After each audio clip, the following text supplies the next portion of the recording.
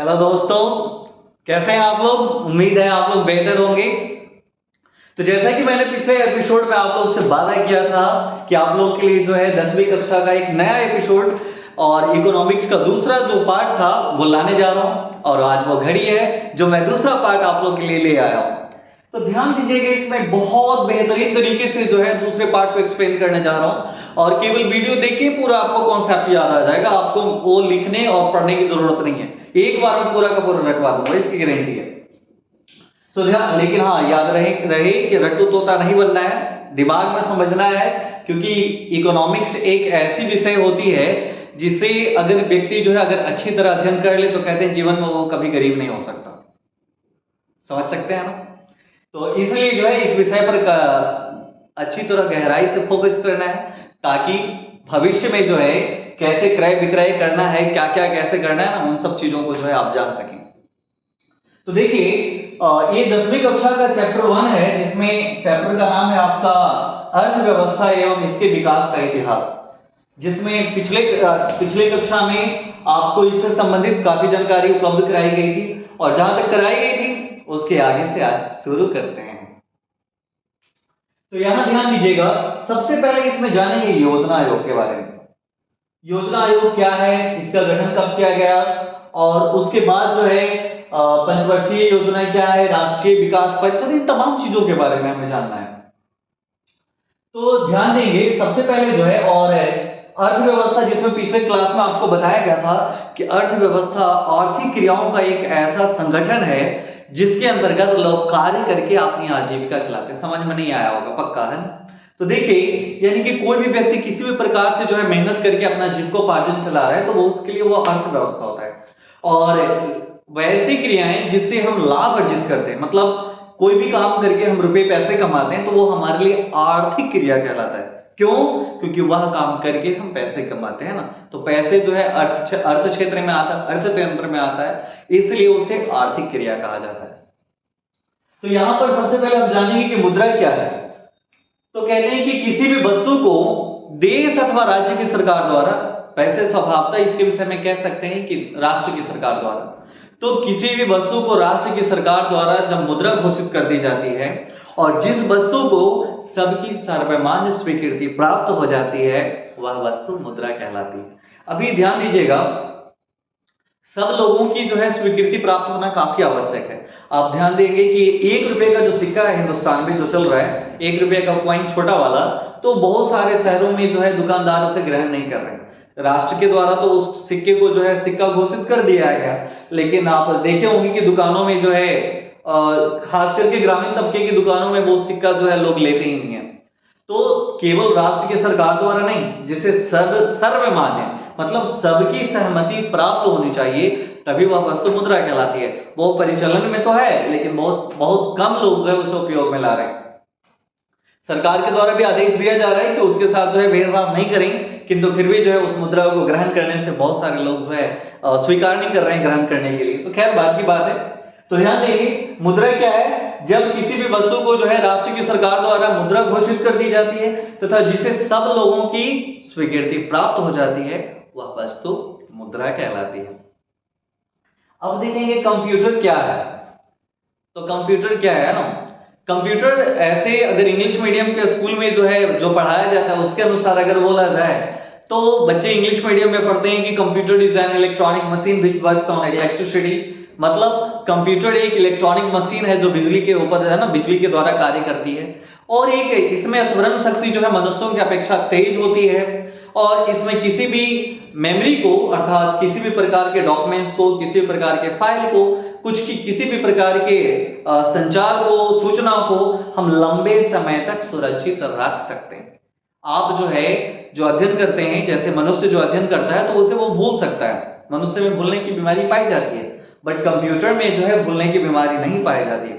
एक बार किसी भी प्रकार की सूचना जो है उसमें सुरक्षित कर दी गई तो वो सूचना उसमें संरक्षित रहती है, सुरक्षित रहती है ना।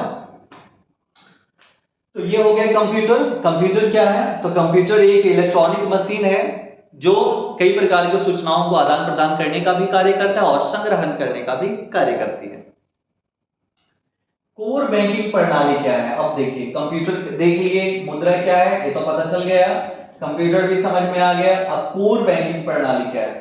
तो आज के समय में जब कोई व्यक्ति बैंक में जाकर बिना किसी विलंब किए हुए मुद्रा का आदान प्रदान एक स्थान से दूसरे स्थान बैंकिंग के माध्यम से करता है, तब इस प्रणाली को कोर बैंकिंग प्रणाली कहा जाता है। समझ में आया? आगे की ओर ध्यान देंगे तो कोर बैंकिंग प्रणाली किसे कहते हैं? जब कोई व्यक्ति किस बिना विलंब के एक जगह से दूसरे जगह पर जो है बैंकिंग सेक्टर के द्वारा जो है मुद्रा का आदान प्रदान करता है, मतलब किसी प्रकार का जो है मौद्रिक रूप का जो है एक जगह से दूसरी जगह स्थानांतरण करता है, तब वह प्रणाली जो है कोर बैंकिंग प्रणाली कहलाता है। इसके बाद है एटीएम। एटीएम का फुल फॉर्म होता है ऑटोमेटिक टेलर मशीन। ये एटीएम का फुल फॉर्म होता है ऑटोमेटिक टेलर मशीन। एटीएम है क्या? तो एटीएम एक स्वचालित टेलर मशीन, ऑटोमेटिक को हिंदी में स्वचालित कहते हैं। स्व का मतलब देखिए यहां स्वचालित, स्व प्लस चालित, स्व माने स्वयं यानी अपने से, और चालित मतलब चलने वाला, यानी एटीएम क्या है? तो स्वचालित मशीन है। वहां ऐसा नहीं है कि एटीएम में जो है आप अपना जो है एटीएम कार्ड डाले और डालने के बाद जो है अंदर से ऐसा नहीं कि हाथ निकलेगा कि लीजिए 5,000 रुपया ले लीजिए आप अपना, है ना, तो ऐसा नहीं होता है। उसमें जो है ऑटोमेटिक वो काम करता है। जितना अमाउंट आप डालेंगे तो पीछे आप उसको देख सकते हैं, जाकर पीछे कोई बूढ़ा बाबा जो है पैसा लेकर नहीं बैठे रहते हैं ना। उसमें क्या होता है कि जितना रकम आपने डाला उतना रकम जो है ऑटोमेटिक वो आपको दे देता है। तो इसलिए उसे हम कहते हैं कि एटीएम एक स्वचालित, स्व माने अपने से चलने वाला मशीन है जो 24 घंटे रुपए जमा करने एवं निकालने दोनों का कार्य करती है। एटीएम से आप पैसे जमा भी करते हैं और एटीएम से पैसे निकाले भी जाते हैं। हालांकि बहुत ग्रामीण तबके में अगर आप कहें कि एटीएम से पैसा जमा होता है तो बहुत सारे लोग संकोच करते हैं, एटीएम से कैसे पैसा जमा होता है? उससे पैसे जमा भी होते हैं, और उसके लिए एटीएम जो होता है थोड़ा डिफरेंट टाइप का बना होता है। उसमें जमा भी आप कर सकते हैं उस एटीएम से और निकाल भी सकते हैं, दोनों कार्य के लिए वो होता है। और सामान्यतः जो ज्यादातर ब्रांचेस में जो लगे होते हैं बाहर, मतलब जो है जैसे सिंगल एटीएम लगे रहते हैं, तो उसमें मोस्टली जो एटीएम डाले जाते हैं वो एटीएम जो है पैसे केवल निकालने के लिए होते हैं। ब्रांच में वो लगाई जाती है दोनों सिस्टम वाले। तो एटीएम क्या है? एटीएम एक ऑटोमेटिक टेलर मशीन है, हिंदी में कह सकते हैं कि स्वचालित टेलर मशीन है जो 24 घंटे रुपए निकालने एवं जमा करने का कार्य करती है, यानी पैसे निकाल भी लगेंगे उससे और जमा भी कर सकते हैं उससे। एटीएम के बाद आते हैं, देखिए कहते हैं कि मनुष्य मतलब जो है बहुत सारे अर्थशास्त्री और एक प्रोफेसर आर्थर लेविस के अनुसार कहा जाता है कि मुद्रा जो है ईश्वर की सबसे बड़ी देन है। और मार्टिन लूथर का भी कहना था कि ईश्वर की सबसे बड़ी देन है। और देखिए जब तक मुद्रा का आविष्कार नहीं हुआ था, पैसे का आविष्कार जो है मानव सभ्यता को बिल्कुल बदल दिया। जब तक पैसे का आविष्कार नहीं हुआ था लोग अधिक मेहनत नहीं करते थे, क्योंकि हमारा यहाँ जो है पूरा कृषि प्रधान मुल्क था, पैसे तो चलते ही नहीं थे, तो लोगों को अधिक मेहनत करने की आवश्यकता नहीं होती थी। केवल जितने 2 रोटी बस किसी प्रकार से हासिल करना है, तो इसके लिए जो भी संसाधन जुट पड़ता था वो अपना मेहनत करके और अपना सुखी सुखी जीवन बिता लेते थे।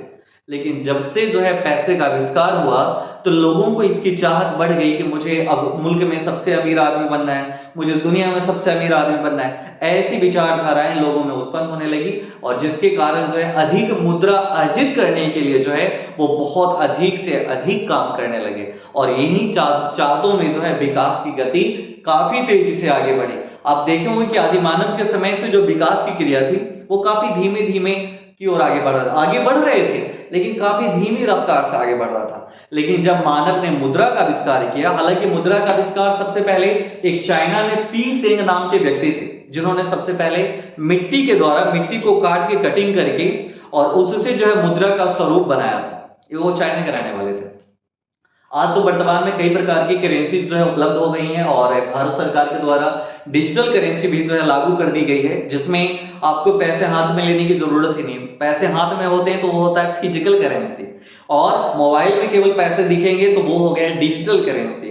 तो भारत सरकार के द्वारा इसे लागू कर दी गई है। अब जो है आने वाले 5 से 10 वर्षों में हो सकता है कि पूरी तरह से भारत में जो है इसकी परिचालन कर दी जाए, यानी कि किसी को भी जो है पैसे हाथ में लेके जाने की जरूरत नहीं है, पूरा का पूरा डिजिटल करेंसी प्रयोग में आने लगेगा। तो ये तो समझ सकते हैं भली भांति कि मनुष्य ने जो है इतनी अधिक वृद्धि की, तो किस कारण से? मुद्रा के प्रभाव के कारण जो है लोग अधिक से अधिक मेहनत करने लगे, और आज जो है 2023 ईस्वी में हमारा विश्व जो है, हमारी धरती, हमारी दुनिया जो है कहां से कहां आ चुकी है, ये आप देख सकते हैं। तो अब जो है जब मुद्रा का आविष्कार हुआ तो दो प्रकार की मुद्रा जब तक नहीं चलती थी, मुद्रा मतलब मनी है ना, और मनी मतलब रुपए पैसे। सो क्या था कि जब तक जो है मुद्रा नहीं चलता था तब तक समाज में जो है दूसरी प्रणाली थी, और जब पैसे का परिचालन आया तो दूसरी प्रणाली विकसित हुई। तो मुद्रा जब चालू नहीं हुआ था तब जो समाज प्रणाली थी उस प्रणाली को कहते हैं वस्तु विनिमय प्रणाली। वस्तु विनिमय प्रणाली क्या है? वस्तु विनिमय प्रणाली का मतलब हो गया कि वैसी प्रणाली जिसमें वस्तु के बदले वस्तु का आदान प्रदान होता है। मतलब अब जो है मुझे क्या होता है कि अभी भी गांव में देखे होंगे कि रात में अगर पाहुन घर आए, पाहुन मतलब तो समझते ही होंगे, है ना। सो क्या होता है कि घर आते हैं और घर में जो है कभी कभी क्या होता है कि आटा खत्म हो गया, तो आटा खत्म हो गया तो पड़ोस वाले के यहाँ जाते हैं और पड़ोस वाले को बोलते हैं कि हमें 1 केजी या 2 केजी आटे की आवश्यकता है, और वो आपको दे देते हैं, उपलब्ध करा देते हैं। और जैसे ही वो आपको उपलब्ध कराते हैं आप उनको बोलते हैं कि आप अच्छा 2-4 दिन के बाद मैं आपको रिटर्न कर देता हूँ। 2-4 दिन के बाद आप क्या करते हैं कि 2 किलो आपने आटा लिया था, उसके बदले में 2 किलो चावल आपने रिटर्न कर दिया।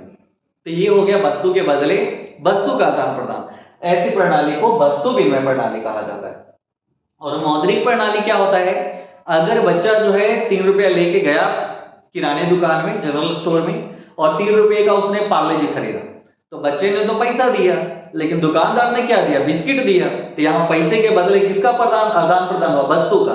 तो जब मुद्रा के बदले वस्तु का आदान प्रदान किया जाए तब उसको मौद्रिक विनिमय प्रणाली कहा जाता है, और जब वस्तु के बदले वस्तु का आदान प्रदान किया जाए तब उसे वस्तु विनिमय प्रणाली कहा जाता है। यहां तक में तो कोई त्रुटि नहीं होनी चाहिए। हाँ, अब ध्यान दीजिएगा, तो वस्तु विनिमय प्रणाली में बहुत प्रकार का नुकसान भी होता था। जैसे अब जो है किसी ने 2 किलो अगर जो है गेहूं लिया या 2 किलो चावल मांगा, है ना, तो वो अब दूसरा आदमी बोलता था कि चलो ऐसा करते हैं, हमारे पास तो अभी चावल है नहीं, तो 2 किलो घी तुम्हें दे देते हैं। क्या दे देते हैं? 2 किलो घी। अब जो व्यक्ति चावल लिया था, जैसे एक व्यक्ति क्या लिया, उसको दिया चावल, अब बदले में इसे क्या दे रहा है? घी 2 किलो। तो घी की तो दाम अधिक है और चावल का दाम कम है, तो इसमें तो घी वाले को तो नुकसान हो गया और चावल वाले को तो फायदा हो गया, है। तो वस्तु विनिमय प्रणाली में चूंकि मूल्य का आकलन नहीं हो पाता था, इसलिए वस्तु विनिमय प्रणाली जो है सही प्रणाली नहीं मानी जाती थी।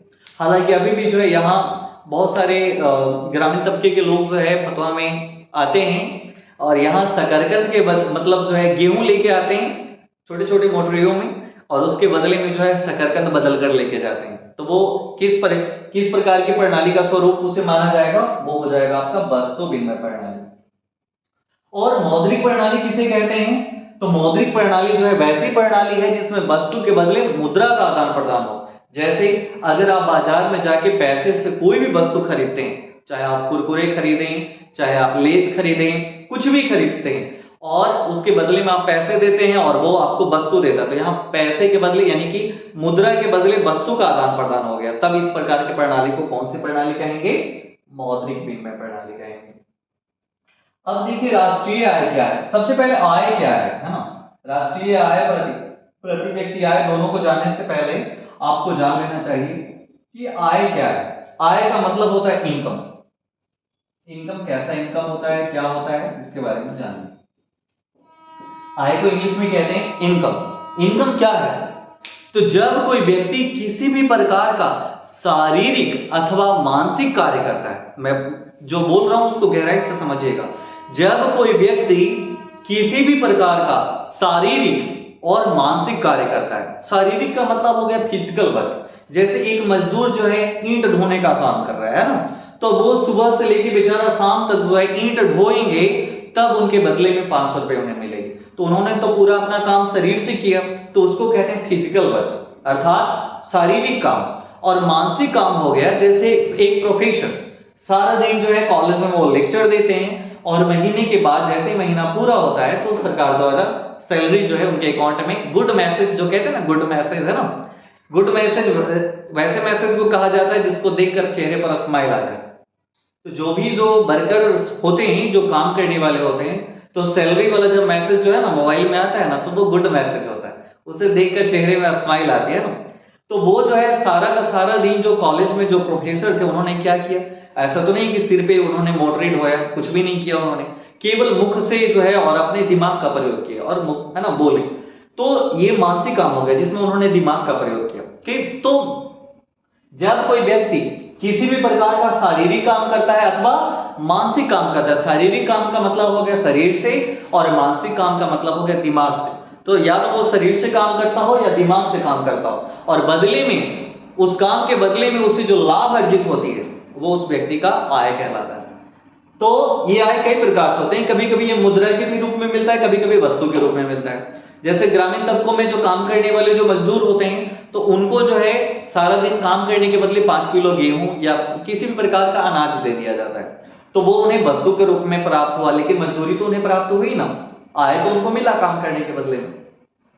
तो आय किसे कहते हैं, आय को इंग्लिश में क्या कहते हैं, इनकम। और इनकम किसे कहते हैं, तो जब कोई व्यक्ति किसी भी प्रकार का शारीरिक अथवा मानसिक काम करता है, शारीरिक का मतलब शरीर से और मानसिक का मतलब दिमाग से, तो जब कोई व्यक्ति किसी भी प्रकार का शारीरिक अथवा मानसिक काम करता है और उसके बदले में उसे जो पारिश्रमिक प्राप्त होती है वह उस व्यक्ति का क्या कहलाता है, आय कहलाता है। बरोबर है। अब देखिए आय को दो भागों में बांटा गया हमारे देश में, एक हो गया राष्ट्रीय आय, दूसरा हो गया प्रति व्यक्ति आय। अब इन दोनों को बताने से पहले एक और बात बता देता हूं, वर्ल्ड बैंक ने, WB का मतलब हो गया world bank, world bank. So world bank ने 2004 ईस्वी में अनाउंसमेंट किया था। क्या अनाउंसमेंट किया था, उसने कहा था कि जिस देश की, 2004 ईस्वी की बात बता रहा हूं, अभी 2023 है, अभी ये 2004 ईस्वी की बात बता रहा हूं, कि जिस देश का जो है एक साल का इनकम, यानी जिस देश में एक व्यक्ति का इनकम एक साल में 4,53,000 है, तो समझ लीजिए कि वह देश विकसित देश है। अगर इंडिया का 2004 ईस्वी में प्रत्येक आदमी अगर 2004 ईस्वी में 4,53,000 अगर कमा रहा होता तो हमारा देश विकसित देश कहलाता। ये 2004 की रिपोर्ट है, 2023 में ये आंकड़ा काफी चेंज हो चुका है, इसके बारे में अगले एपिसोड में बताऊंगा।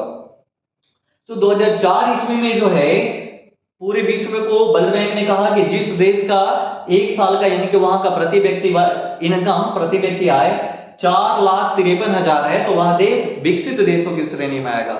और जिस देश का इनकम करीब 37,000 है, यानी कि जहां जैसे जिस देश में एक व्यक्ति का इनकम, प्रति व्यक्ति इनकम जो है 37,000, यानी कि करीब 2004 ईस्वी में जो व्यक्ति 37,000 कमा रहे हैं एक साल में, तब उस व्यक्ति को विकासशील मुल्क में माना जाएगा। लेकिन उस समय सोचिए कि 2004 ईस्वी में भारत में एक व्यक्ति का प्रति व्यक्ति आय कितना था, 28,000 रुपया था, यानी विकासशील में भी काफी नीचे गया हुआ था।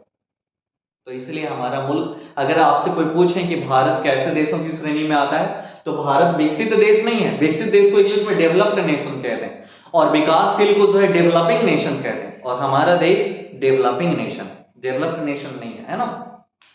यानी हमारा देश जो है विकसित देश नहीं है, विकासशील देश है। भारत विकासशील देश है, अमेरिका विकसित देश है।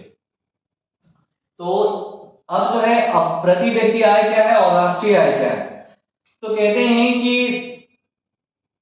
प्रति व्यक्ति आय और राष्ट्रीय आय क्या है। राष्ट्रीय आय हो गया कि जो एक साल किसी दिए हुए वर्ष में, या कह सकते हैं एक साल में देश के अंदर उपलब्ध संसाधनों से, उपलब्ध संसाधन का मौद्रिक योग, यानी कि जो उनसे जो लाभ होता है उसका कुल मौद्रिक योग को, मतलब हमारे देश ने एक साल में जितना कमाया उस सब के जोड़ के जो निकालते हैं ना, उसको कहते हैं राष्ट्रीय आय, यानी हमारे देश का एक साल का इनकम हो।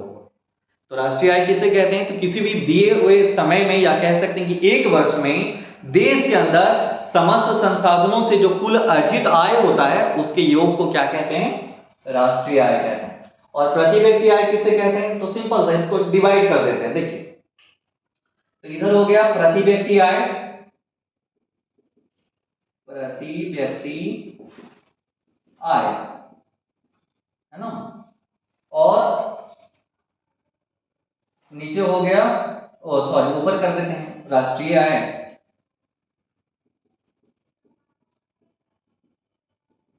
नीचे हो गया प्रति व्यक्ति आय। यानी इसका मतलब हो गया, आप भी निकाल सकते हैं, ऐसा नहीं कि केवल जो है देश की सरकार द्वारा राष्ट्रीय प्रति व्यक्ति आय को निकाला जाएगा।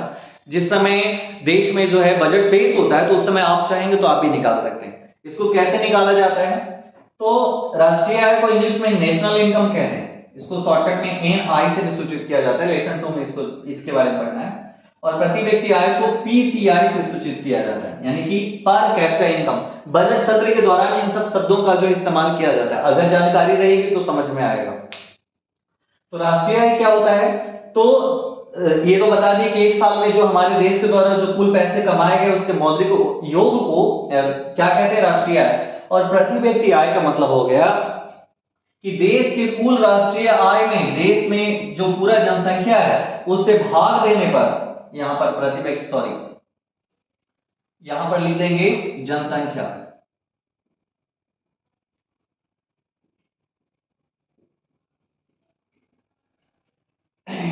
यहां पे प्रति व्यक्ति आय।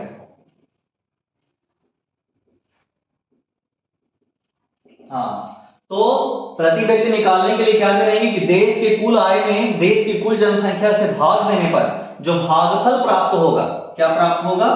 भागफल, वह प्रति व्यक्ति आय कहलाएगा। समझ में आया? सो ध्यान दीजिएगा, फिर से एक बार बता रहा हूं कि देश की कुल आय में, यानी कि देश के जो पूरा इनकम है उसमें देश की राष्ट्रीय आय द्वारा जो है, सॉरी, देश की कुल राष्ट्रीय आय में देश की कुल जनसंख्या से भाग देने पर जो भागफल प्राप्त होगा वो क्या कहलाएगा? वो प्रति व्यक्ति आय कहलाएगा। मतलब income of a single person, यानी एक व्यक्ति की इनकम। तो ये था आपका पहला एपिसोड में। अब देखिए योजना आयोग क्या है। योजना आयोग का गठन जो है हमारे देश में, अगर आपसे पूछा जाए कि योजना आयोग के अध्यक्ष कौन होते हैं, तो देश के पदेन प्रधानमंत्री जो है योजना आयोग के अध्यक्ष होते हैं। जैसे अभी अगर पूछा जाए आपको कि योजना आयोग के अध्यक्ष कौन होंगे, तो प्रधानमंत्री नरेंद्र मोदी इसके अध्यक्ष होंगे, है ना। जो उस समय तत्कालीन प्रधानमंत्री होंगे वो इसके अध्यक्ष होंगे। और योजना आयोग के बाद जो है राष्ट्रीय विकास परिषद का गठन किया गया था और पंचवर्षीय योजना का भी गठन हुआ हमारे देश में। तो इन तीनों के बारे में और शेष कुछ और टॉपिक जो शेष रह गए हैं, क्योंकि वीडियो ज्यादा लंबा हो जाएगा तो इसलिए शेष टॉपिक को जो है मैं नेक्स्ट एपिसोड में बहुत जल्द आपको प्रसारित करूंगा। तब तक के लिए बने रहिए, धन्यवाद।